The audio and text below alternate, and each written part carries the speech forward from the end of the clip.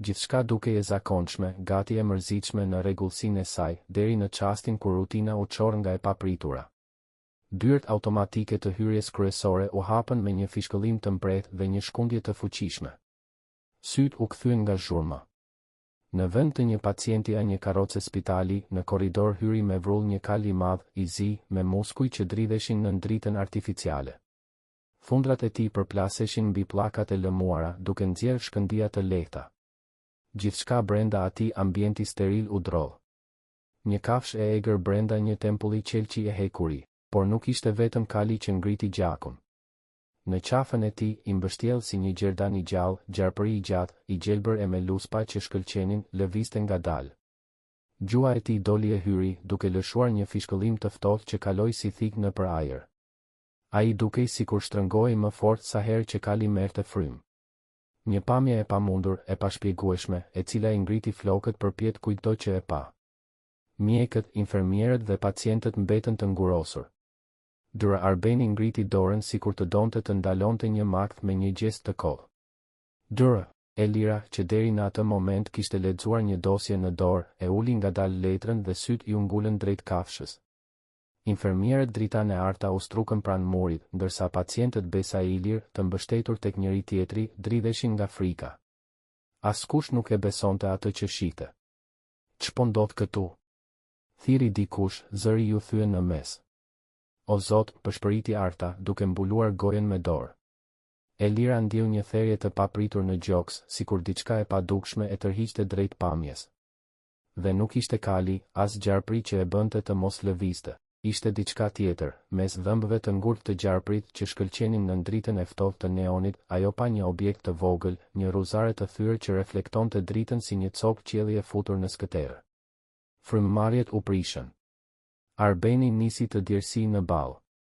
Dritani nxori stilolapsin dhe bllokun nga xhepi, por dora i dridhej aq shumë sa letra mbeti bosh. Arta kapi krahun e besës, e cila mbylli syt fort, duke refuzuar të shihte më. Iliri nisi të belbëzonte lutje të pakuptueshme. Korridori, që zakonisht mbante aromë shprese dhe mjekimi, tani ngjante si një skenë ku vdekja kishte hyrë përmes dyerve automatike. Trupi i Elirës u bë i rëndë. Gjunjët i kërcitën në mpeshën e frikës, ndërsa gjaku i vërshoi në kokë. Ndjeu djersë të ftohta që i rridhnin nëpër shpinë.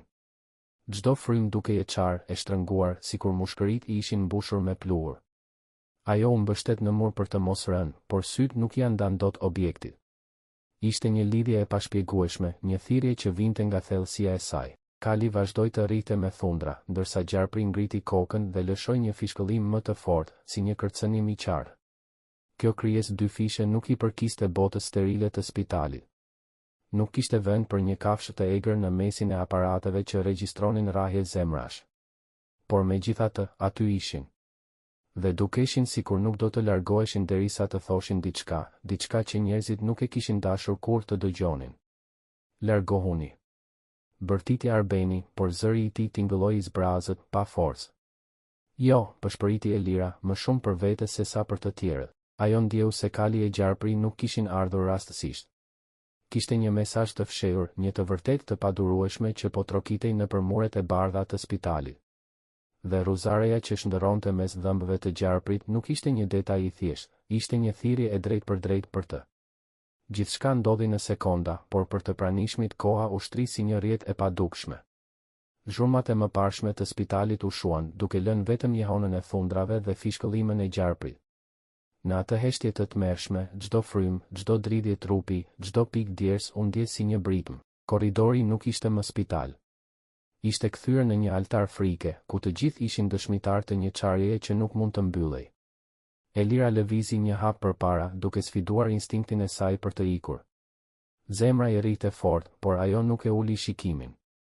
Sytë e saj u takuan me sytë e kalit për një çast të shkurtër, dhe pastaj u ngulën sërish tek objekti mes dhëmbëve të gjarprit. Kishte diçka të njohur në atë ruzare, një kujtim i largët që ende nuk merrte formë, por që i ndiste gjakun. Në fund, ajo e kuptoi se nuk ishte thjesht një hyrje e çmendur në një mëngjes spitali. Ishte diçka më shumë, një shenjë. Një çarje në realitetin e tyre të zakonshëm. Dhe kjo çarje nuk do të mbyllej më. Korridori I spitalit, që vetëm disa qaste më parë dridhej nga fishkëllima e gjarprit dhe thundrat e kalit, ra në një heshtje të çuditshme. Zhurma e aparateve dukej sikur ishte shuar, frymëmarrjet e njerëzve u bën të zëshme, dhe secili hap I vonuar jehonte si një daulle e rëndë. Heshtja nuk ishte boshllëk, por një mur I padukshëm që shtypte kraharorin e të gjithëve. Askush nuk dinte ç'të bënte, dhe kjo mungesë veprimi ishte më e frikshme se zhurma vetë. Elira mbeti e mbërthyer pranë murit, sytë e saj të ngulur te objekti që shkëlqente mes dhëmbëve të gjarprit. Por ajo nuk ishte e vetmja. Shikimet e të gjithëve u kryqëzuan në ajër, sy të mbushur me frikë, dyshim dhe hutim. Një fëmijë I vogël, pacient në krahun tjetër, filloi të qante, por nëna e tij I ambuloi gojen me dorë sikur edhe lotët të mund të provokonin diçka të keqe. Në atë heshtje, çdo tingull, edhe më I vogli, dukej si një shpërthim. Dyra Arbeni u përpoq të merrte kontrollin. Ai ktheu supet, vendosi duart në bel dhe tha me zë të qetë, megjithse sytë I dridheshin, të gjithë qetësohuni. Është një incident I pazakont, por do ta menaxhojmë. Askush nuk e besoi. Fjala incident tingëlloi si një gënjeshtër e vogël për të fshehur një katastrofë. Arta, infermierja e re, pëshpëriti duke ju kthyer besës, kjo s'është normale. Kur nuk kam parë diçka të tillë. Besa uli kokën, shmangu shikimin dhe e mbërtheu fort duart, sikur t'i mbronte nga diçka që po afrohej. Ndërsa Dritani, me stilolapsin ende në dorë, përpiqej të shkruante diçka në blok, por dora I dridhej aq shumë sa letra mbeti bosh. Zhurma e lapsit mbi flet u bë si një ulërim e heshtur. Ai e kuptoi se nuk kishte asgjë për të shënuar, nuk kishte emër, nuk kishte procedurë, nuk kishte rregull që mund ta përshkruante këtë. Pëshpëritjet u përhapën në ajër si një re e padukshme. Secili pëshpëriste diçka dhe ato fjalë të thëna me frikë përziheshin, ktheheshin në një korr të paqartë që rritej gjithnjë e më shumë. Ishte sikur spitali, vend I diagnostikës dhe logjikës, po kthehej në një tempull legjendash dhe mallkimesh. Në këtë zhurmë të çuditshme, një zë I vjetër u ngrit më fort se të tjerët. Ishte Gja Petriti, kujdestari I vjetër I spitalit, që zakonisht qeshte e tregonte anekdota. Por këtë herë fytyra e tij ishte gur. Ai tha ngadalë, me një seriozitet që askush nuk ja kishte dëgjuar më parë, e kam parë këtë më parë. Fjalët ranë mbi të gjithë si një gur I rëndë. Elira ngriti kokën dhe e pa drejt në sy. Çfarë do të thuash?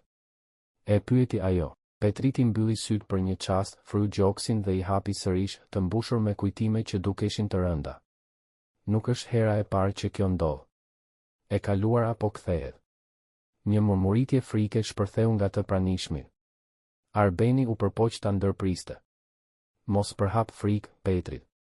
Është një rastësi. Një kafshë që ka hyrë gabimisht. Nuk ka asgjë më shumë. Por fjalët e tij ranë bosh. Elira ndjeu diçka ndryshe. Ajri u bë më I rënd, mushkërit ju shtypën si të ishin mbushur me gur. Çdo frym ishte një betejë. Ndjeu se nuk ishte thjesht një incident, as një rastësi. Kishte një sekret të madh të fshehur pas kësaj. Dhe ky sekret po priste të shpërthente. Dritani, duke parë tensionin, u përpoq të ndërhynte. Ejani, duhet të rikthehemi në punë. Pacientët kanë nevojë për ne. Ta harrojmë këtë. Është thjesht një moment I çuditshëm. Por askush nuk ju bin. Askush nuk mund të kthehej në normalitet. Normaliteti ishte thyer si një pasqyrë që nuk ngjitet më. Edhe fëmia I vogël që po qante, tani kishte heshtur, duke parë me sy të hapur, sikur edhe ai kuptonte që realiteti kishte ndryshuar. Elira nuk mund të hiqte syt nga Rosaria. Ajo shndriste ende mes dhëmbëve të gjarprit. Një ruzare e thyer, një detaj I vogël, por që thërriste më fort se çdo siren spitali. E ndjeu thellë në gjakun e saj, një lidhje që nuk mund ta shpjegonte, por që nuk e linte të qetë. Ishte sikur dikush I pëshpëriste në vesh, shikoje. Mos e lër të ikë. Aty fshihet e vërteta. Në atë çast, të gjithë po përpiqeshin të rigjenin normalitetin. Arbeni bëri thirrje për qetësi, Arta shikonte duart e saj duke pëshpëritur lutje, Besa e fshehu fytyrën. Por gjithçka dështoi. Heshtja, pesha e saj, I rrëzonte për tokë. Dhe mes gjithë kësaj, Elira e kuptoi. Ajo ndjeu në lëkurë, në gjak, në frym se pas kësaj skene nuk fshihej thjesht një kafshë e çuditshme, as një incident I pashpjegueshëm.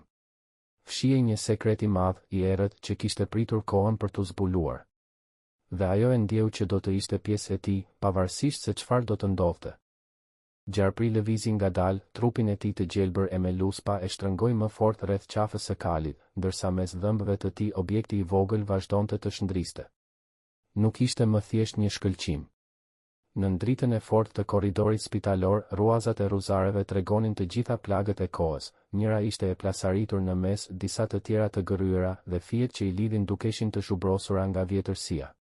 Përtej pamjes së jashtme, diçka e ftohtë, e pashpjegueshme rrezatonte prej saj, sikur të ishte më shumë se një send i thjeshtë. Elira e ndjeu në lëkurë. Zemra i rrite fort dhe kujtimet ju ngritën në sipërfaqe pa lejen e saj. Ishte përsëri në dhomën e errët të shtëpisë së vjetër ku nëna e saj kishte marrë frymën e fundit. Duart e lodhura të saj ishin shtrënguar mbi një ruzare të tillë, sytë e lagur nga dhimbja e fundit. Elira e kishte parë atë objekt të zhdukej mes rrëmujës së funeralit dhe për vite të tëra kishte ndjerë një boshllëk, një plagë të hapur në shpirt. Dhe tani, aty, në mes të një spitali të mbushur me njerëz, gjëja që kishte humbur ishte kthyer me një prani të ftohtë e të frikshme. Jo, përshpëriti ajo, zëri i saj mezi dëgjoi. Është e pamundur. Dura Arbeni u përpoq të afrohej, por sytë e tij ishin plot dyshim. Infermierët nuk lëvizën. Pacientët përreth, të mbledhur si një tufë zogjsh të trembur, nuk guxonin as të merrnin frymë thellë. Heshtja u bë më e rëndë, derisa një zë i thyer e prishi atë. Ishte Xha Petriti. E kam parë këtë më parë, tha ai, duke mbajtur dorën tek gjoksi. Shumë kohë më parë. Sytë e të gjithëve u kthyen tek ai. Petriti, që për vite kishte qenë kujdestari i spitalit, njeriu që gjithmonë dinte të tregonte një histori për të qetësuar, tani dukej si një dëshmitar i rëndë. Ai vazhdoi me ngadalë, fjalë pas fjale, sikur e kishte të vështirë t'i nxirrte nga goja. Në një fshat pranë Tiranës, kur isha i ri, shpërtheu një epidemi e çuditshme. Njerëzit vdisnin shpejt, pa arsye. Çdo familje që humbte dik, gjendej pranë kufomës një ruzare e thyer, njësoj si kjo. Nuk guxonim ta prekeshim. Ishte mallkim, thoshin të vjetrit. Dhe pastaj u harrua. U mbulua me heshtje. Por unë e di çfarë pash. Fjalët e tij ranë sigur mbi shpirtërat e të pranishmëve. Askush nuk guxoi të kundërshtonte. Madje edhe Arbeni, që gjithmonë kërkonte arsye logjike, u mbështet pas murit me fytyrë të zbehtë. Në atë çast, Iliri, pacienti i ri me fytyrën e lodhur nga sëmundja, shpërtheu në lodh. Ai ul në gjunjë, duart I mbajti mbi kokë dhe filloi të qante me ngashërim. Është e jona. Bërtiti mes lotëve. Gjyshe ime e kishte gjithmonë me vete. Kur vdiq, nuk e gjetëm kurrë. Na thanë se ishte humbur, ose e kishin marrë dikush. Dhe tani shfaqet këtu? Lotët e tij përzien frikën dhe dëshpërimin. Besa u përkul mbi të, duke I mbajtur supet, por edhe ajo dridhej si gjethe. Zëri I Ilirit kumbonte në korridor, një akuzë që rëndonte mbi të gjithë. Elira e ndjeu gjakun t'i ngrinte. Kujtimi I nënës dhe dëshmia e Ilirit lidhnin dy botë në një. Ajo ruzare nuk ishte thjesht një objekt I humbur. Ishte një dëshmitar I tragjedive, një urë që lidhte të vdekurit me të gjallët. Jo, tha më në fund Dritani, infermieri, duke e ngritur zërin. Është thjesht një rastësi. Janë qindra ruzare të tilla. Nuk ka asgjë të mbinatyrshme këtu. Por zëri I tij nuk kishte forcë. Në vend të sigurisë, ai nxori frikën. Sytë e tij shmangnin kontaktin, dora I mbante ende bllokun bosh. Edhe ai e dinte se nuk ishte rastësi. Jo, tha Elira, me një qartësi të çuditshme. Është e njëjta. Dhe nuk ka ardhur këtu për gabim. Petriti tunte kokën. Jo, s'është rastësi, përsëriti ai. E kaluara nuk ikën kurrë pa lënë gjurmë. Ne vetëm e fshehim. Iliri ngriti kokën mes lotëve dhe sytë ju ndezën nga një dritë e dhimbshme. Dikush e ka marrë. Dikush e ka sjell. Dhe ai dikush mban gjakun e të pafajshmëve. Fjalët e tij ranë rënd mbi të pranishmit. Askush nuk guxonte të lëvizte. Kali u ndal, gjarpri po ashtu, sikur edhe ata prisnin të dëgjonin rrëfimin. Heshtja e spitalit nuk ishte më boshllëk, por jehon e së shkuarës. Ishte një kujtesë që nuk vdiste, që nuk harrohej, që gjithmonë kthehej në kohën më të papritur. Dritani bëri një hap përpara, me nervozizëm. Mjaft, tha ai. Këto janë fjalë plakësh e të sëmurësh. Nuk ka mallkim, nuk ka tragjedi të fshehura. Por Elira ngriti dorën e fortë dhe e vendosur. Jo. Mos e prek. Nuk duhet ta lëvizim. Ai është kthyer për një arsye. Dhe ne duhet ta zbulojmë. Të gjithë e panë, dhe për një çast, askush nuk guxoi ta kundërshtonte. Ajri ishte i mbushur me peshën e kujtimeve dhe në çdo frym dukej sikur dëgjoi një zë së shkuarës. Në atë korridor, në dritat e ftohta të spitalit, nuk ishin më mjek, infermier apo pacient. Ishin dëshmitar të një historie të harruar që tani po rilinte para syve të tyre. Korridori dukej si i ngrirë në kohë. Kali qëndronte i palvizur, gjarpri mbante ende mes dhëmbëve ruzaren dhe njerëzit e mbledhur nuk guxonin të merrnin frym thellë, sikur një mur i padukshëm i ndante nga bota e jashtme, duke i lënë peng të një historie që sapo kishte filluar të zbulohej. Heshtjen e theu gja Petriti, me një zë që vinte si nga thellësia e viteve dhe plagëve të harruara. Ka ardhur koha ta them, tha ai. Kjo ruzare nuk është e zakonshme. Nuk u gjet rastësisht në duart e këtij gjarpri. Sytë e të gjithëve u ngulitën tek ai. Elira ndjeu gjakun t'i zjente në trup, sikur çdo fjalë e tij do t'i ndryshonte jetën përgjithmonë. Petriti mori frym thellë dhe vazhdoi. Shumë vite më parë, gjatë një tragjedie në një kishë të vjetër, ndodhi diçka e tmerrshme. Shumë njerëz u mbyllën brenda dhe pak mbijetuan.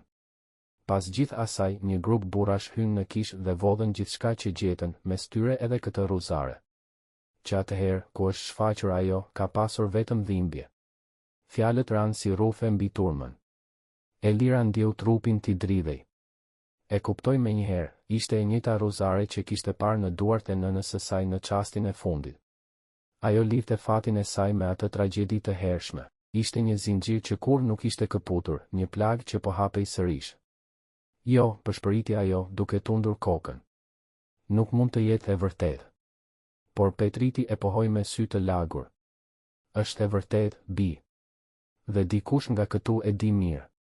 Në atë çast, Dr. Arbeni, i cili deri atëherë ishte përpjekur të ruante qetësinë, u kthye me fytyrë të fortë nga Dritani. Ti, tha ai me zë të mprehë. Ti ishe aty. E di gjithçka. Ky nuk është rastësi. Dritani ngriti duart, sikur donte të mbrojë. Çfarë po thua, doktor? Unë s'kam lidhje me këtë. Jam thjesht një infermier. Kam bërë punën time. Jo. Ngriti zërin Arbeni. Ti gjithmonë ishe aty ku nuk duhej. Gjithmonë i pari që mbërrije në vend ngjarje, gjithmonë me arsyetime gati.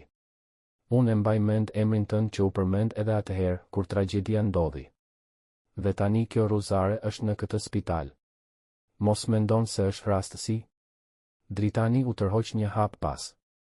Djersa i rrifte në për fytyrë. Duart i u drodhen dhe fytyra i u bë e bardhë. Po gënjen. Tha ai. Nuk kisha lidhje. Thjesht ndodhi që isha aty. Arta, që deri në atë moment kishte heshtur, e pa drejt në sy dhe tha me zë të dridhur, gjithmonë kam ndjerë se diçka nuk shkonte. Gjithmonë kishe një shpjegim gati, por kur nuk shpjegoje asgjë plotësisht. Sytë e të gjithëve u kthyen te Dritani. Një tension i padurueshëm mbushi korridorin. Besa, e tmerruar, tha me një përshpëritje që mezi dëgjoi. Ai e ka ditur që prej fillimit. Iliri ngriti kokën mes lotëve dhe bërtiti, nëse ruzareja është e gjyshes time, atëherë dikush na ka marrë gjithçka. Dhe ai dikush është para nesh. Dritani lëvizi sikur të donte të arratisej, por këmbët ju bën të rënda, si të ishin lidhur pas tokës. Ai përpiqej të fliste, por çdo fjalë i mbetej në fy. Në sy kishte panik, në trup dridhje dhe në fytyrë një rrëfim të heshtur. Petriti bëri një hap përpara, duke ngritur dorën. Nuk mund të fshehesh më. Koha e gënjeshtrave ka mbaruar.